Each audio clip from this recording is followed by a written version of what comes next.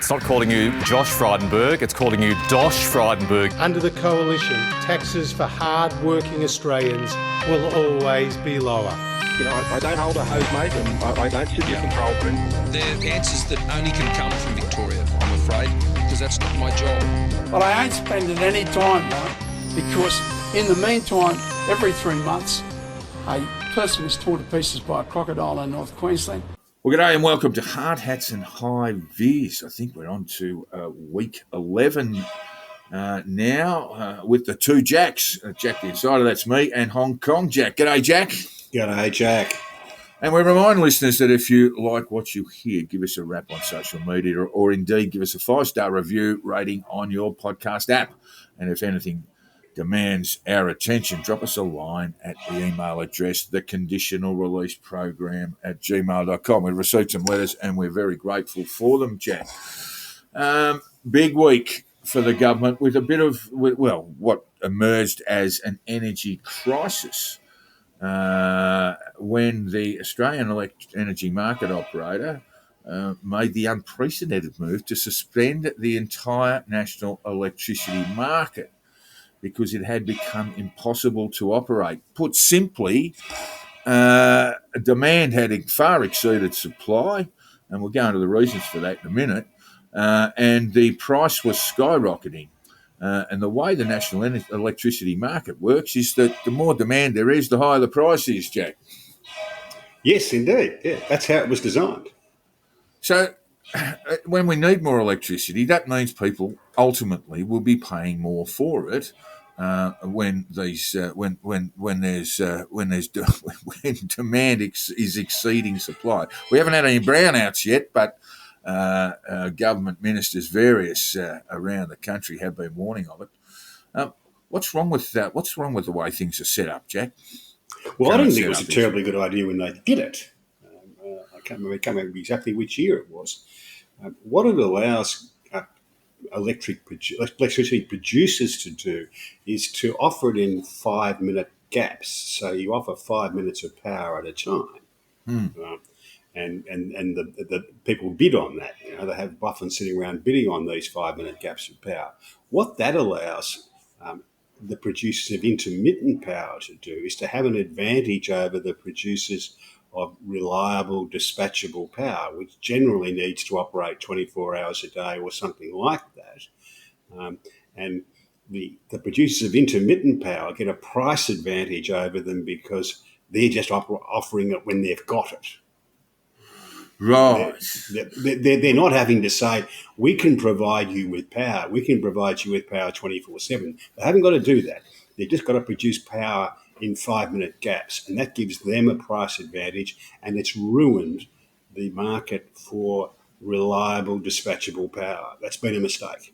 Certainly is incomprehensible that a major mining sector and solar and wind and all this sort of stuff, all the resources that we've got in this country have led to these sorts of problems. But specifically last week was related to a large number of generation units being out of action for planned maintenance, planned transmission outages, periods of low wind and solar output.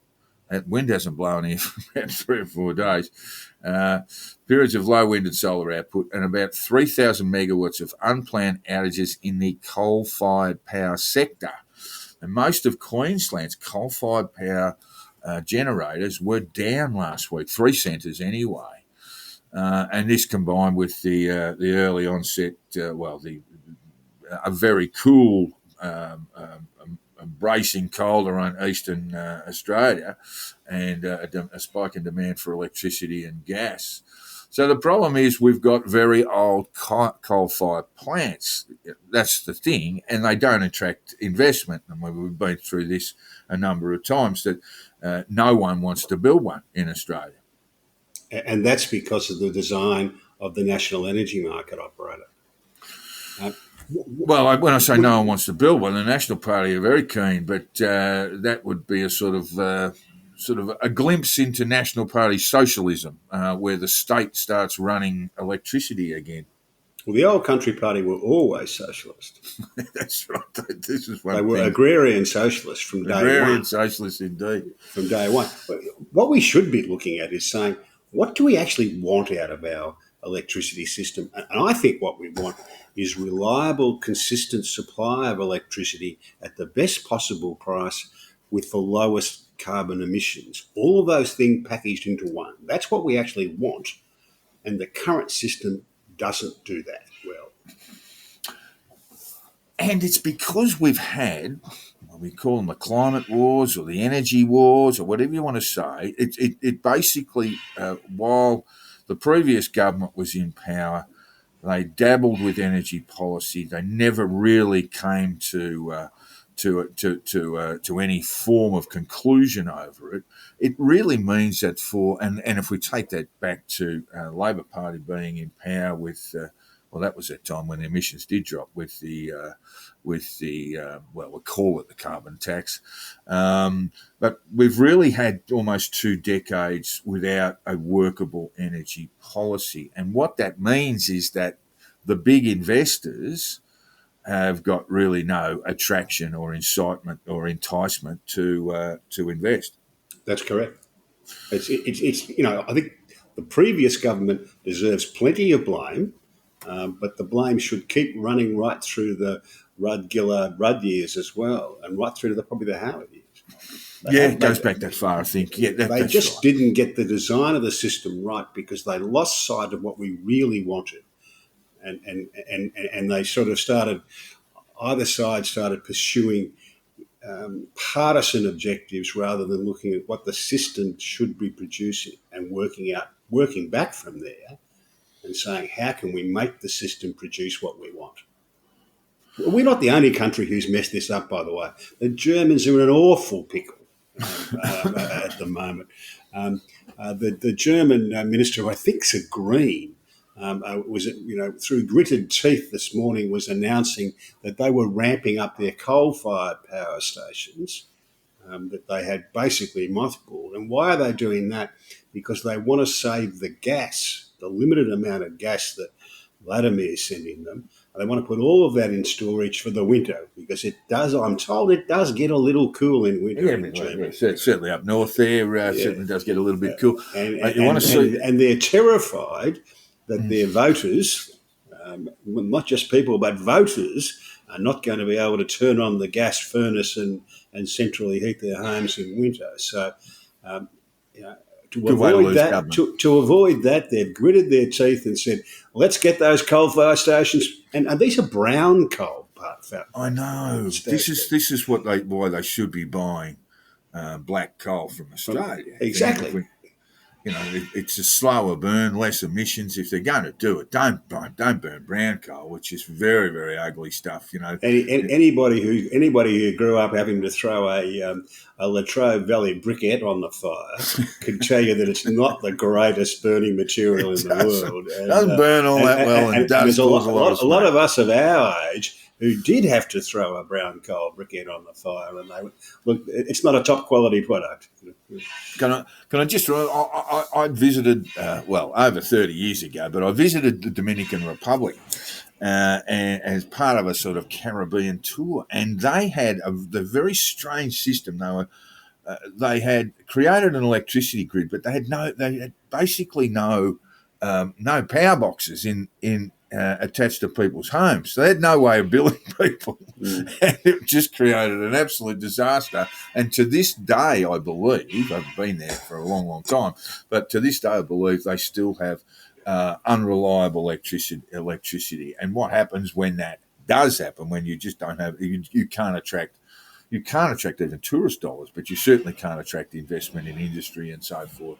When they just set up the grid with apparently no one thinking about how they were going to charge for it. Very strange.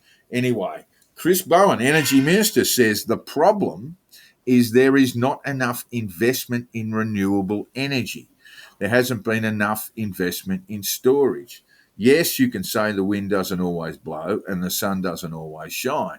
The rain doesn't always fall either, but we can store the water and we can store renewable energy if we have the investments. It's a little bit easier to store water than it is to store electricity. I don't think you need to be a scientist to work that out. Yeah, look, it is problematic. One thing, of course, South Australia were faced with very serious problems. They had a series of brownouts and blackouts across Adelaide. Oh, I think we're going back about How did they 5 notice? years. It always seems like it's half asleep to me, you know. That's very cruel. That's very cruel. And I do apologise on Jack's behalf to our Adelaide listeners. And that problem has been resolved by the big battery. The big battery in South Australia, fitted by Elon Musk, Jack, at a cost of... How long does the storage last? Well, it depends where it comes from, is the short answer to that. Storage lasts from wind and solar around about 2 days, depending on how efficient these batteries are going to be. And you have to understand that battery technology is the new growth in technology. So there's going to be greater storage capacity, smaller battery, smaller sort of settings, and maybe, just maybe, electricity will be able to be stored much easier that way. I think pumped hydro is the easiest one. Combined with wind, for example, can be saved for weeks. In battery storage. So we do have the Hornsdale Power Reserve. Have you seen a photo of it, Jack? It's just a series of enormous batteries. And it's kept South Australia's, all jokes aside about Elon Musk, who is a bit of a joke, it has kept South Australia's electricity. Certainly, there've been no blackouts, and their electricity is actually quite cheap for consumers. Yeah, well, what it relies upon is then that takes care of a short-term shortfall, if you like, that big battery, and it still relies on them getting power, being able to get power from other states to bump it up to take care of shortages. Yeah, haven't had a blackout since. Elon, for what it's worth, says he just needs let's say a fairly large section of Idaho that's currently not in use, and he can power most of the world, Jack. Oh, well. So these are the sorts of things that are coming. We'll just go through the sort of storage parameters here and the difficulties that Jack suggested. Storage means renewable energy can be saved when it is overproducing relative to demand. I mean, that's fairly obvious. But then you've got storage only lasting from wind and solar, lasting in storage for about 2 days. Pumped hydro can be stored for hours, if not days and weeks. And there are 3 schemes in Australia that have attracted investment. That's Talbingo and Shoalhaven in New South Wales, where we're going to have some big batteries, and Wivenhoe near Brisbane, near the dam there. So pumped hydro combined with wind, all renewable energy, with some battery power around the place. I mean, essentially, this lack of investment, regardless of what energy mix you're thinking of, has been driven by policy ineptitude for a decade or more. Yeah, I think the policy's wrong. Yeah, exactly right. So, but now, surely, once you have consistency, I mean, look, this is part of the problem. But once you have consistency in policy, that basically will drive investment because big major investors are looking at this now, saying here is a way we can spend some money, invest some money to make a lot. And why aren't we doing the obvious, which is we've got tremendous reserves of coal, of uranium, or whatever? Why aren't we building a base level of dispatchable power and adding renewables to that? That's the old model, and basically, the big investors won't go at coal. They just don't believe that it's going to work out in the long run. The price of coal, the big investors in China and India are piling into coal.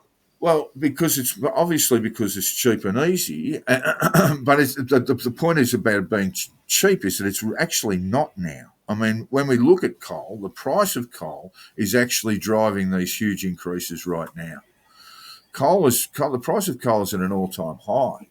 Thermal coal is at an all-time high. So at the end of the day, This is the stranded asset that the Australian media keeps talking about. well, at the end of the day, Jack, you've got a simple principle of if you go with coal or gas or nuclear or whatever you want, but in the end of the day, you've still got someone shoveling something in to fire up a generator. With renewables, you don't have anyone shoveling anything in. That's the cost benefit there, ultimately. That's the cost benefit of renewables. There's no one shoveling coal into a furnace. You've still got to build the stuff. You've still got to build the extra transmission grids. It's actually not very greenhouse gas friendly, renewable energy. People say it is, and people have been, the Australian media have been saying this for years and have been convincing the banks, etc., that coal is a stranded asset. It's a stranded asset that's at absolutely record prices. That's how stranded it is. We should have been opening more coal mines and selling more of it on the world market. Well, we still are. I mean, the problem is that the people who are making the money out of our coal are Australia's billionaires, Jack. We don't actually receive too much, and the states receive some royalties, and that's about it. That's the problem Australia's always had, that it just basically allows its resources to be plundered for the massive profits of individuals. And the collective receives very little out of it. And to provide power for poor yellow and brown people around the world. Yeah, I don't doubt that. But if you're going to do this, then why wouldn't you have what the Norwegians, for example, did with their gas supplies, which are similarly greenhouse intensive, but they basically set up a sovereign fund for their country that basically allows people to be superannuated, opens up free education, all these sorts of things. We just basically help billionaires load it onto a jumbo and send it overseas. I don't think you can put it on a jumbo, mate. Well, I know that, but you know what I'm talking about. You don't air freight coal. No. No.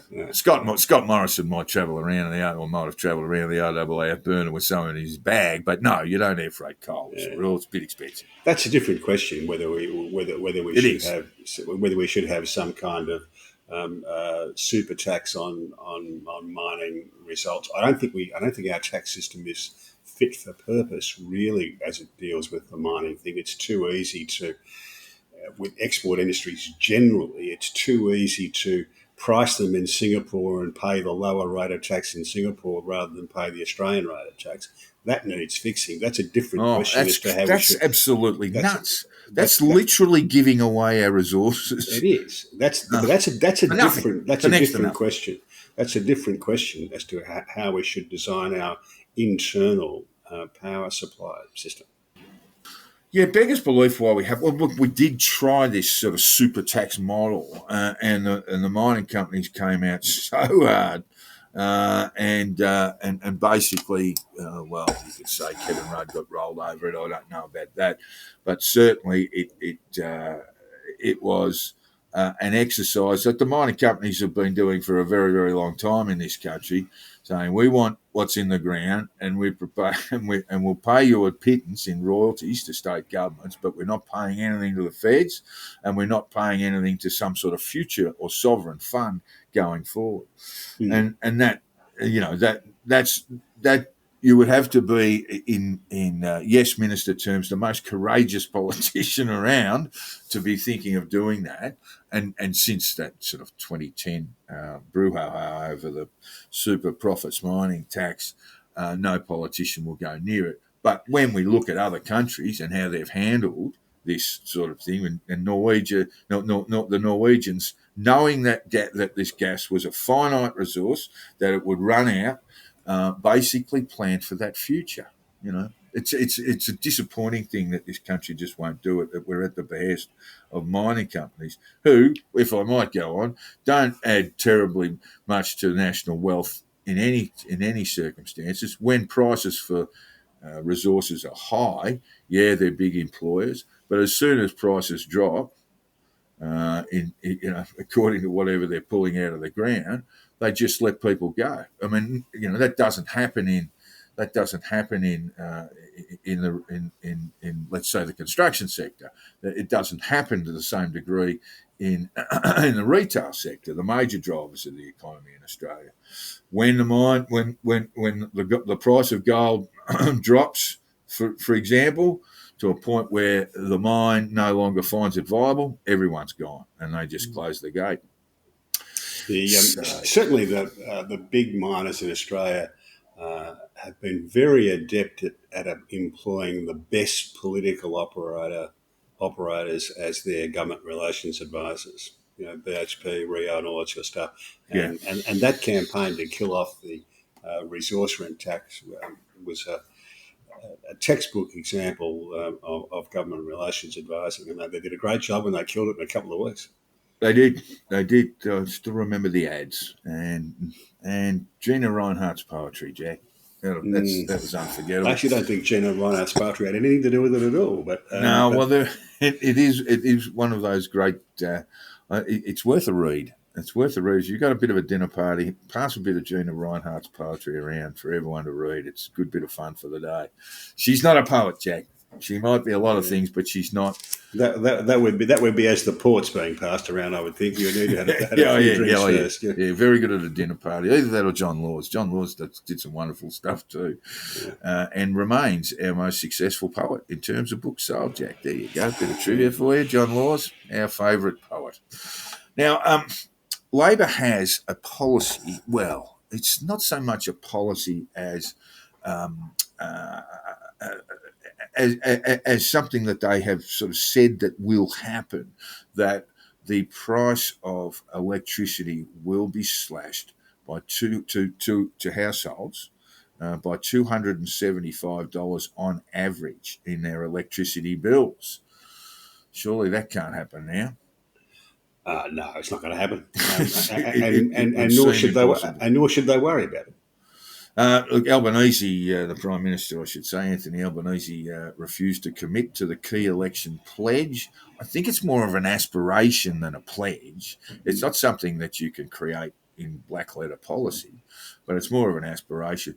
But more of a guideline than anything else. Yeah, 275, give or take. Might give or take 275. Yeah, could be a fair bit of you having to give it rather than take it. But what I thought was odd that the Prime Minister Anthony Albanese refused to commit to that pledge, while Senior Minister Tony Burke insists they're still on track. Look, there's always a bit of a lag time in internal communications in politics, isn't there? There was Tony Burke speaking first, and then Anthony Albanese speaking second. Who can forget Bill Shorten being caught short when Julia Gillard was Prime Minister, and the only answer he could give was, "Well, I agree with whatever it is that she said." Yeah, but that's the position, though. That's the position. He hadn't had time to catch up on exactly what she said. That's it. Whatever my leader said, I agree with. Yeah. And I guess that's the other. The other answer is don't go on television when you're fresh off a flight and you don't know what's going on. Otherwise, you will look like a mug. Now, the opposition, Jack, they seem to have forgotten that they were in government. Oh, just really. Less than 2 months ago. They were never there. This is pretty standard operation on a change of government. The first thing the government does is to get in and start opening the drawers and say, "Oh, look how terrible the stuff they've left behind for us. They didn't dust or do anything, It's just much worse than we were expecting." And at the same time, the opposition say, "Well, it was perfect when we left, and I can't even recall us being in government." This is Karen Andrews when asked about the energy problems the East Coast was experiencing last week. She said, "The Labor government has had 9 years in opposition to prepare for the day it would be in government, so there's no excuse." I rather like that. I thought it was a pretty bold argument, and to be able to say that with a straight face, that takes some skill. Yeah, it does take a fair bit. Peter Dutton had to answer some questions in longer form. He was on the Insiders yesterday, and he said, "Do you not think this is an expression of confidence in the former Energy Minister Angus Taylor? Do you not think the companies were trying to game it? Because this is what was suggested, that the electrical providers were trying to game the system and ramp it up, when really what you're saying, Jack, and is true, is that the system itself jacks up the prices." Well, the system allows the gaming. It encourages the gaming. Encourages the gaming. Yeah, and we did have, and why would we have all these scheduled maintenances in 1 week? That's the other thing. When winter has arrived and bitterly cold in eastern Australia, why would all these plants, coal-fired power plants, and other power companies shut down for maintenance in that week? That seems staggering to me. What's going on there? Well, I'm actually not sure. I mean, if you're at Queensland Power Station, perhaps you're thinking it's better to be closed in winter when the weather's mild rather than be closed in summer when the air conditioning's meant to be running. I don't know. Yeah, there's got to be a middle. Got to be a middle term. It's very difficult, of course. I mean, it gets blazingly hot in New South Wales in October, or has been. Wasn't last year. There must be a sort of medium that they can go to. So maybe that was what Dutton was suggesting, that this closure for maintenance was part of a devilish plan by providers to jack up the price of electricity. And he said, "Do you not think the companies were trying to game it when Angus Taylor was the minister in this space?" And you can just see the electricity providers go, "Oh, Angus Taylor, we don't want to remember him. He was horrible." "Of course they were," said Dutton, "but he was able to do it and keep the lights on." The sense of panic from Chris Bowman that is out there at the moment was there when the coalition was in government. Wasn't there, when the coalition was in government. I think he is a bunny in the headlights. Mr. Dutton said the coalition was agnostic over technology and energy sources.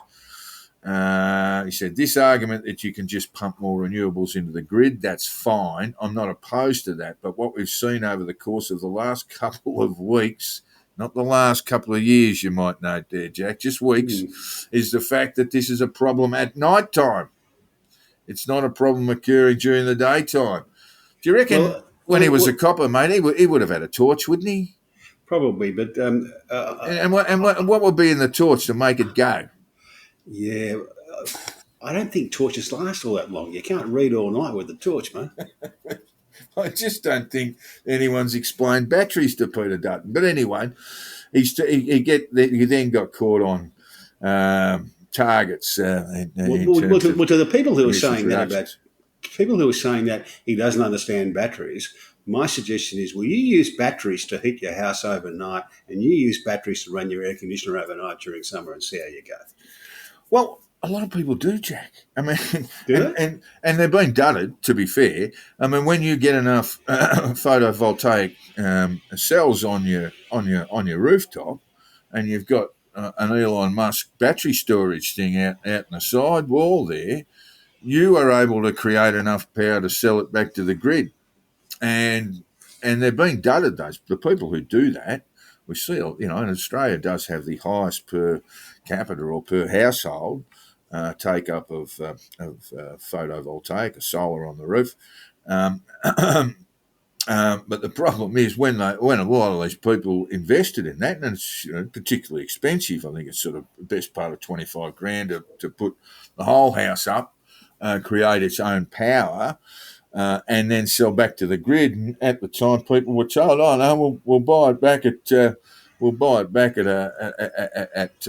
reasonable price." But then they just basically cut the price down, so the people are getting nothing for actually throwing power into the grid.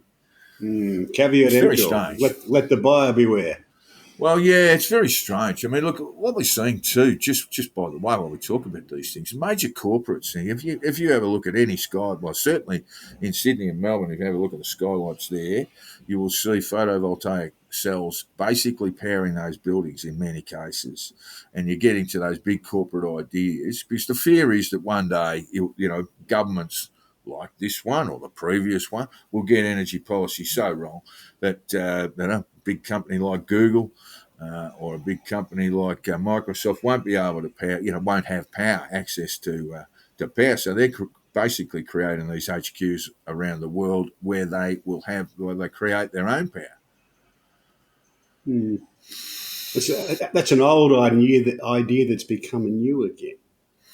Well, it makes them independent. That's the thing that appeals to the big corporations. That it makes them independent in the same way that someone says, even if they throw a couple of photovoltaics on the roof, they'll at least pay for their hot water service.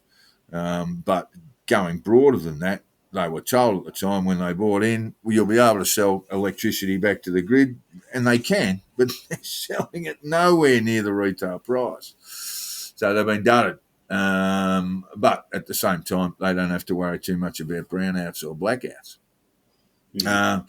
Anyway, Dutton goes on to talk about how he thinks the coalition figure on targeted reductions will be much the same as Labor's. Labor has put a 43% target by 2030 on emissions reductions based on 2008, and he believes it'll be. We haven't put a figure on it, but I would suspect we will end up with something like 35%, close enough to Labor's 43%. How do they get any sort of energy policy through the Nats, Jack? How are they going to do that? I just love that the target's 43, not 42 or 44. It's very odd. But there's probably some mathematical reason for that I don't understand. But how is the coalition going to get any energy policy through? I mean, they got net zero through eventually after basically the National Party cart pulling the coalition horse around for about 2 weeks in an unseemly kind of way before they went, oh, yeah, and we negotiated, according to Barnaby Joyce, about $20 billion worth of benefits for regional Australia. I don't know whether that's all of regional Australians or just a few of them. How's the Liberal Party going to go forward on energy policy at all? Well, they haven't with got the to. Nats there. They've got at least 3 years before they've got to produce a policy at all. Okay, probably six. Probably six before they've got to produce a policy, so they can ignore it. Well, they're going pretty well. Just in fact, of just this blind, willfully blind recognition of the fact that they were in power for the last 9 years anyway. Oh, gee whiz, you would believe it. It was going beautifully when we left the keys. When we left the keys at Yarralumla for you, I don't understand what's going wrong. Yeah, exactly right. That's all they've got to do, and they haven't got to put a figure on it for years to come.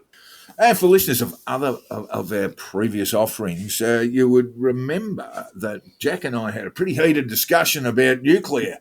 Now, my argument was that the idea of building a Fukushima, Chernobyl, somewhere in Australia, was going to cause all sorts of problems. I maintain that's the case, but perhaps one thing that I didn't recognise at the time is that nuclear power can now be sourced away from these gigantic power sources, these gigantic edifices, into smaller sort of outfits that could be, I guess, plugged along the eastern seaboard, God only knows where.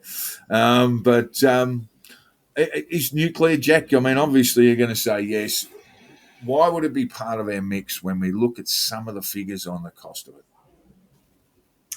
If people were really serious about the climate crisis, if they really believed that we needed to reduce our carbon emissions to save the planet, or even just to prevent bushfires or floods, then they would be happy to bear the cost money-wise and the cost inconvenience-wise to make nuclear power part of our solution. If they were really serious about it, I think the fact that they're not tells me that they're not really serious about the climate crisis. If this was a real crisis, if this was the great crisis of our time, you'd shove one of these things on North Head in Sydney Harbour, because that would be a price worth paying to save the planet. But it's not about saving the planet. It's just about a little bit of virtue signalling. Well, there are major issues about, and we saw that with Fukushima, didn't we? I mean, you gets hit by a tsunami, there's a big problem, and then basically there's many thousands of square kilometres around Fukushima that can't be touched. It was all farmland; it can't be touched now for at least 50,000 years, Jack. And that's the big problem. That's the big scary thing about nuclear. But in an RMIT, I think it's unfair to use Chernobyl as an example, for instance, because that was a nuclear power station designed by the Soviets, the people who gave us the Lada. You know, I know what you're saying. Yeah, the only consumer good from the Soviet era that's been a success worldwide is the Kalashnikov, the AK-47. Everything else that you'd buy coming out of Russia predates the Soviet era. If you're talking about their vodka or their caviar, that all goes back before the Soviet era. The only thing that they built and sold worldwide as a consumer good that was a success during the Soviet Union is the AK-47. and possibly concrete. They're very, very good at concrete. Oh, no, the Italians are better. Just go to Melbourne. Have a look. The Italians are definitely better, but gee, they were coming up against it. It does remind me of Monty Burns. He was handing out a prize to Homer. It was the episode where Homer decided to put on some weight and therefore he wouldn't be required to turn up in the workplace and ended up causing and then solving a potential nuclear leak from the power plant that he works at. And Monty Burns gave him the award for turning a potential Chernobyl into a regular 3 Mile Island. Yeah, I think that's good. Yeah. But we took. Production of coal-fired power and renewable power kills a lot more people every year than the production of nuclear power. Well, it probably does, and in terms of waste, the waste are modest. I mean, when we're talking about, we're not talking about 3 Mile Islands or Chernobyls or Fukushimas. We're talking about nuclear small modular reactors now as a potential solution for or a potential contributor to the mix of energy, perhaps in Australia, perhaps in other parts.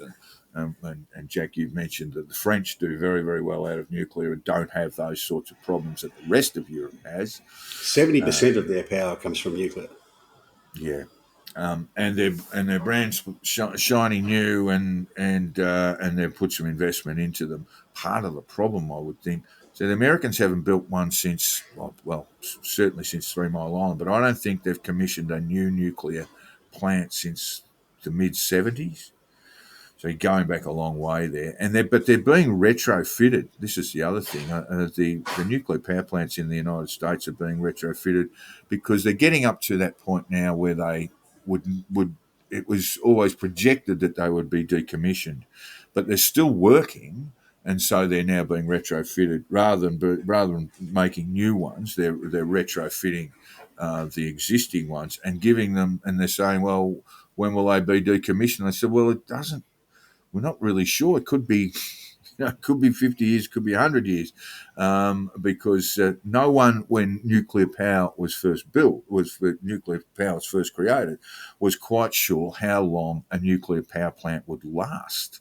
And it turns out they can last for technically centuries with a bit of fiddling. But at the same time, I've got a graphic here from the...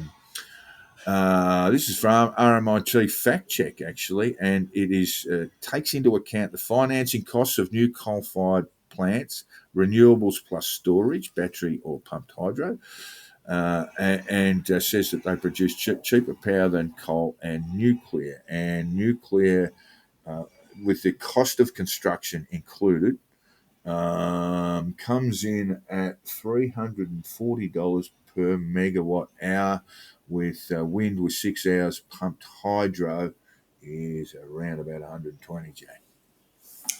That's all very well.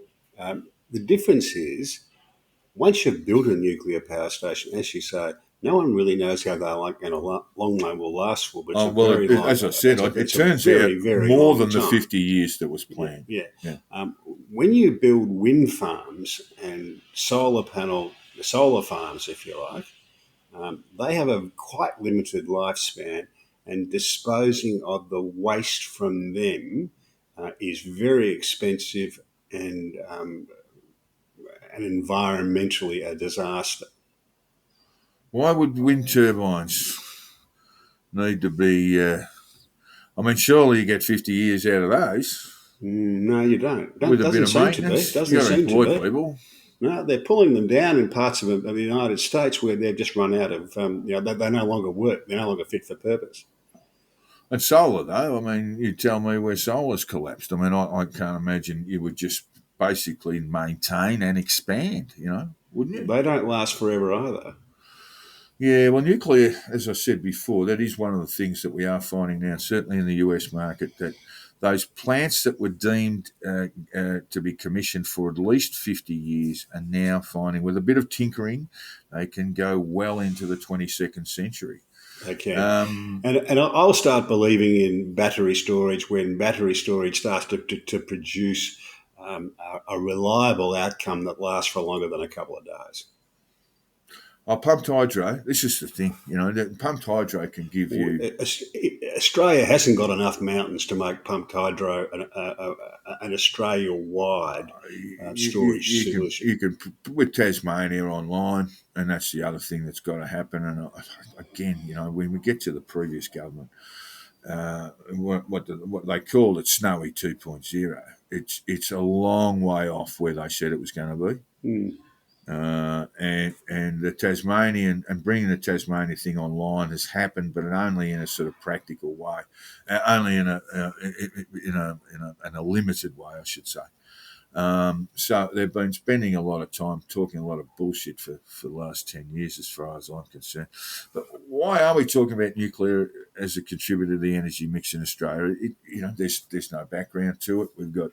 We've got basically a nuclear facility in Western Sydney, southwestern Sydney, but that's basically created for nuclear medicine and the like.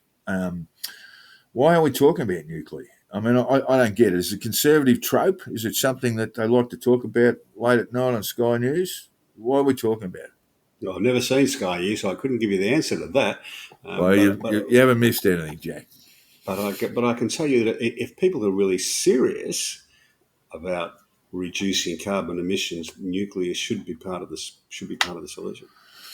Yeah, well, I'm not so convinced. It's zero carbon emissions. Zero carbon emissions. There's no doubt about that, and very small amounts of waste. But on this little image here, I am looking at nuclear small modular reactors, cost of construction plus coming online. There is also a long lead time in terms of construction, although I couldn't, for a Fukushima, for example, would take 8 years. About a nuclear small modular reactor, I don't know what the sort of lead time in there, but the cost of construction thrown in there means it's almost 3 times the price of wind with 6 hours of pumped hydro. But it runs you can run it for 24/7, and it's absolutely reliable.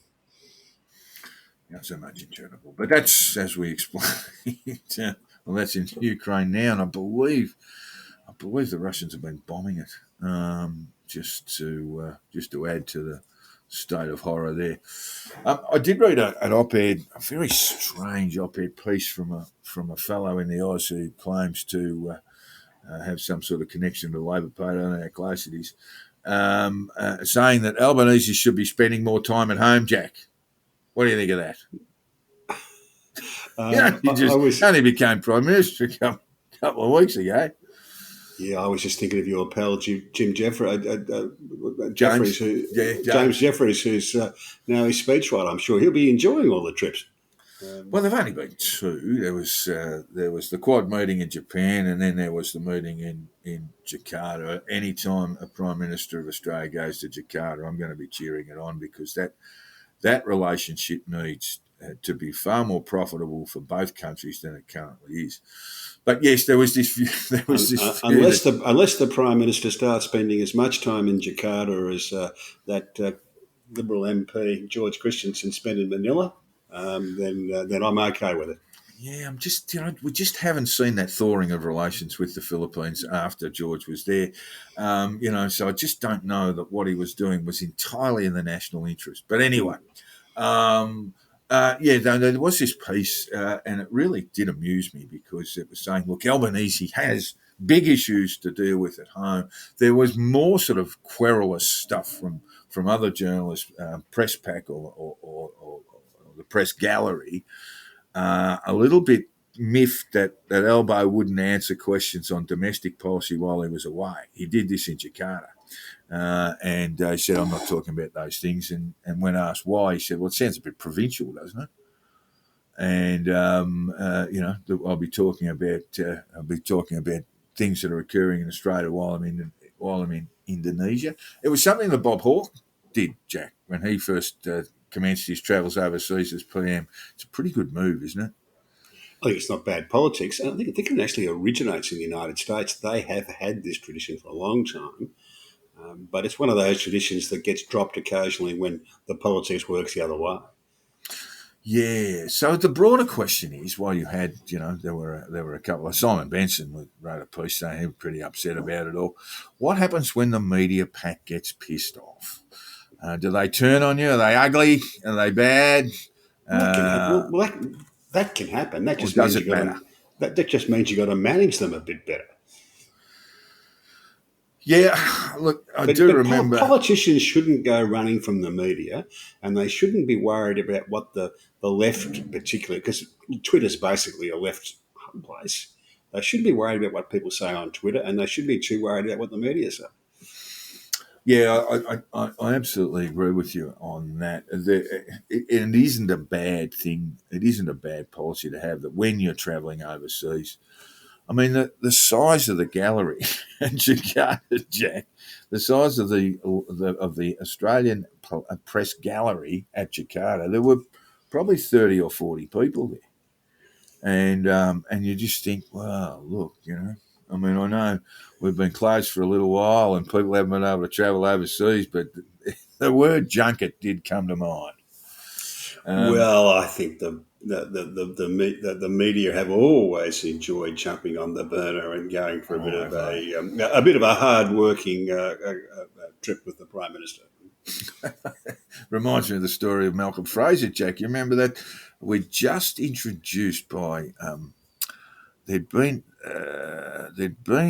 a plebiscite, and Australia had chosen the national anthem that it has now, a bit of a dirge in my opinion, and it was Malcolm Fraser's first tour overseas, and he went to Beijing first. And the Chinese, they did the old banquet diplomacy, 35-course meal and all that sort of stuff. And about a gallon of Mao Tai, and the Chinese national anthem was played midway through the 35-course banquet, and then, to their great embarrassment, they realised that they didn't have a copy of Advance Australia Fair available. And to which I might add, in those days, no one knew the words. No, well, that was it. So there was a bit of a scrambling, but no answers. And a number of journalists, including Mike Bauer's dad, Peter, said, "Don't worry about it. We'll sing it for you. We'll pop up on stage and we'll sing it for you." Yes. And Bowers and the two others, I'm just trying to think of, they were there. They got up and they sang the first three verses of I Love Aeroplane Jelly. They did indeed. It is alleged that they were in drink at the time. They were considerably in drink at the time. The Chinese saw a terrific national anthem, by the way, and they were visibly pleased, while Fraser and his envoys and hangers-on were absolutely furious, and Bowers got pulled up afterwards. Peter Bowers, that is, and told, "You ever pull a stunt like that again, you'll be on the first plane home." But the thing about Malcolm Fraser was he always looked like he wasn't best pleased. But I'm told he was even more down that track. It would have been hard to tell, wouldn't it? It would have been a joy to be there to watch that. It would have been it was a superb moment in Australian-Chinese relations. Yeah, so Albo has two more trips to come in the next month, and maybe this is why that rather odd column was written. He's going to a NATO security summit in Madrid. We're not members of NATO, but I guess in these difficult times, that might be on the board. And that NATO security summit may well include a meeting with Emmanuel Macron, which probably won't include revealed text exchanges between at the very highest level of French-Australian relations. He can console President Macron, who's had a disappointing electoral result yesterday. Yes, today, he will have to govern in coalition now, Jack. That particularly with some kind of arrangement with the opposition parties. Yes. Yeah, and that will come from the sort of coalition of left-wing parties. He's a centre-right man himself, although he's a former member of the Socialist Party in France years ago, before he created his reform group. As in most matters, Jack, the French are generally flexible. Very flexible indeed. So, Albo will be off to NATO. I actually have no problems with any of this. These things are done in whirlwinds. The trip to Jakarta, for example, and the Quad dialogue meeting in Japan, they were all over in 2 days. And then you're back home. It's important that Australian leadership, political leadership, be getting into these things. Perhaps it was something that Scott Morrison wasn't all that comfortable with. I don't know if you've ever seen the G20 meeting, Jack, where Scotty was off to one side while everyone was doing the photo, and he was playing with his phone. Kevin Rudd was a bit like that too. He always looked like he was desperately trying to get someone to talk to him, and no one wanted to. Oh yeah, there were those great moments. The Howard at the APEC meeting in Sydney, and at the very tail end of his prime ministership, all the leaders came through. George W. Trying to think of the Chinese president's name, who's in Tao. Putin, it would have been. They all came in, but they realised he was political death. So no one wanted to be photographed next to him. So they all just sort of waved and then sidled off, and then Howard was just left standing there on his own. It was like, yeah, even you're gone now. All right. He did, that is Anthony Albanese, current Prime Minister, did have an interview with Anthony Albanese where he talked about his the major pieces of business that will be introduced when the new Parliament sits in the last week of July, a month away, and they include ambitious climate change targets, 10 days domestic and family violence leave, and the creation of Jobs and Skills Australia. And Anthony Albanese also confirmed the legislation to establish a Federal Integrity Commission will be introduced after the government's first budget, but before the end of the year. What do you think about those three? The Jobs and Skills Australia sounds nice. It's a really important. It's a really important piece of government investment, and they must get it right in order to skill up the workforce and continue to do that for a changing job market. Well, I think we should be doing more to encourage people to go into trade schools rather than universities. Well, it got gutted. It got gutted by successive governments. Yeah. And there are some old salts around who still bemoan the days where the tech schools all got rubbed out and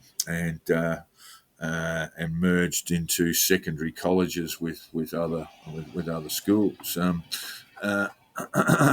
There are only so many jobs for fine arts graduates and gender studies graduates. We need a few more plumbers and electricians. And well, part of the reason, I mean, again, the outgoing government, or the well and truly gone government, Morrison government, were babbling about just last week, like, gee, look at these unemployment figures. They're terrific, aren't they? I think it was at 4.1 don't do an Albanese on me and demand that actual figure, but very low unemployment figures. And really, when you're at that scale, you're virtually in full employment. When you've got a 4 with a point and some other numbers after it, you're virtually at full employment level. And the problem is that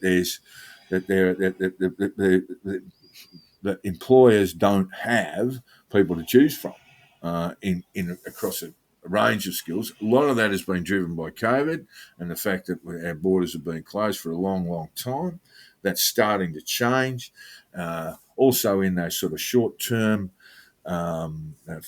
fixed period, we used to have people come into the country to work in abattoirs because. Particularly Brazilian workers coming into the country to work in abattoirs because Australians don't want to do those jobs, mate. And also, picking fruit and picking vegetables off the floors of farms. So those aren't skill areas, but these are particular areas where there is just there are more more jobs than there are workers. Well, successive governments fell for what I think is a myth is that everyone's got to go to university. I think university is terrific for a lot of the population, but I don't think it should be something that everybody needs to do. I'd agree that what we need to. So one of the major areas where we do have a shortfall in available workers is IT. And yes, a lot of that can be taught in universities. Yes, a lot of it can be done in tech tech training centres. It's really just about getting those skills. We're not talking about a new level of tradies, although there is that. We're talking about providing skilled workers into employment where they're most needed, because we don't have a job shortage or a worker shortage. We've got a skill shortage in this country. And once the borders are properly opened, the immigration program will take care of a good deal of those shortages. It will. Ambitious climate change targets, 10 days domestic and family violence leave. I think those are pretty much setting a lot of award rates anyway, but I guess that will be across the board. And it'll be interesting to see how the Federal Integrity Commission is set up. But I presume there's going to be a fair amount of consultation. I should think you and I will be discussing that in the future. Yeah, absolutely. we don't see quite eye to eye on that. Oh, more powerful people in perp walks, Jack. It's alliterative, it's beautiful, it sells newspapers, and it's something that we need because everyone likes to see politicians in strife. I did last week do a bit of a show as part of the Vivid Festival with a number of journalists, and one of them Kate McClymont, and of course, without the ICAC, Jack, who knows where Eddie Obeid would be? He may not be at the Obeid wing of HM Silverwater, but I think for every poor instance of an ICAC in New South Wales, there have been some pretty good ones. I think that's one of those things. I don't think ICAC was responsible for getting Eddie Obeid where he was. I'm not sure it was necessary, but there you go. Oh, it would have been tough just to whack him. It's just the criminal trial. Just go straight to a criminal trial. At least had a couple. And old Ian McDonald, you remember him, Jack? He did he had that beautiful face that he walks do during the perp walk. He's currently serving some time at Her Majesty's Pleasure at the moment. A former minister in the Carr and Yemma governments. And he had that fixed rictus when he'd walk through the media lineup like he was enjoying himself, but you could tell he really wasn't.